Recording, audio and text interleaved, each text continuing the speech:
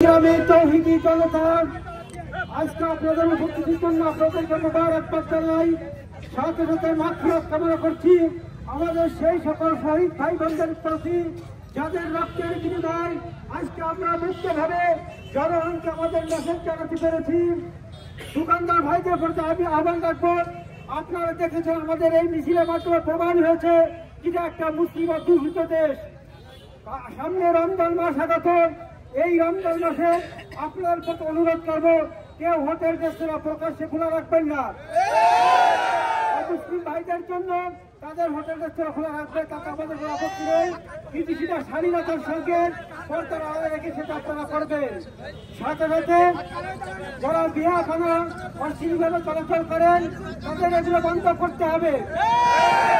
এই আহ্বান রেখে আজকের এই সংক্ষিপ্ত বক্তব্য আমি এখানেই শেষ করছি। আগামীতে যখন আপনাদেরকে কোনো প্রয়োজনে আহ্বান করা হয় আমি আশা রাখবো আপনারা স্বতঃস্ফূর্তভাবে আমাদের সমস্ত আন্দোলন সংগ্রাম মিছিলে আপনারা সামিল হবেন। আল্লাহ রাব্বুল আলামিন আমাদের সবাইকে সেই তৌফিক দান করুন। বাংলাদেশ জিন্দাবাদ, জামাত ইসলামী জিন্দাবাদ। আমাদের সমাবেশ এখানে সমাপ্ত ঘোষণা করা হচ্ছে। আপনারা সুস্থভাবে চলে যাবেন। দ্রব্যমূল্য নিয়ন্ত্রণ রাখার জন্য সবচেয়ে গুরুত্বপূর্ণ অবদান রাখছিলেন। দ্রব্যমূল্য বেশি বাড়াবেন না, এই আহ্বান রেখে আজকের সমাবেশ এখানে শুরু করা হচ্ছে। আল্লাহ হাফেজ।